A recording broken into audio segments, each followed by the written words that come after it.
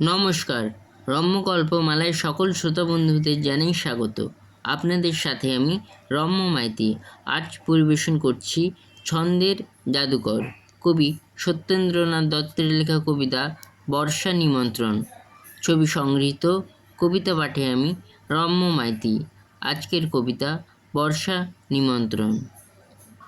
এসো তুমি বাদল বায়ে ঝুলন ঝুলাবে, কমল চোখে কোমল চেয়ে কুজন ভুলাবে। শীতল হাওয়া নিতল রসে বনের পাখি ঘনিয়ে বসে, আজ আমাদের এই দোলাতেই দুজন কুলাবে। এসো তুমি নূপুর পায়ে ঝুলন ঝুলাবে, আজ গহন ছায়া মেঘের মায়া প্রহর ভুলাবে। অবুঝ মনে সবুজ বনে লহর দুলাবে, কুজন ভোলা কুঞ্জে একা এখন শুধু বাজবে কেকা।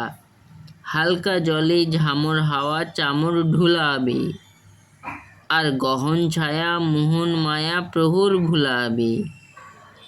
এসো তুমি জুথির বনে দুকুল বুলাবে, কোল দিয়ে ওই কেলি কদম মুকুল খুলাবে। বাইরে আজি মলিন ছায়া মালিদা রং মেঘের মায়া, অন্তরে আজ রসের ধারা রঙিন গুলাবে। এসো তুমি মোহের হাওয়া মিহিন বুলাবে। ওগো এমন দিনে ঘরের কোণে শয়ন কি লাভে, কিসের দুঃখে নয়ন জলে নয়ন ফুলাবে। আয়গো নিয়ে সাহস বুকে পিছল পথে সহাস মুখে, নূতন শাখে নূতন সুখে ঝুলন ঝুলাবে। উজ্জ্বল চোখে কোমল চেয়ে ভুবন ভুলাবে।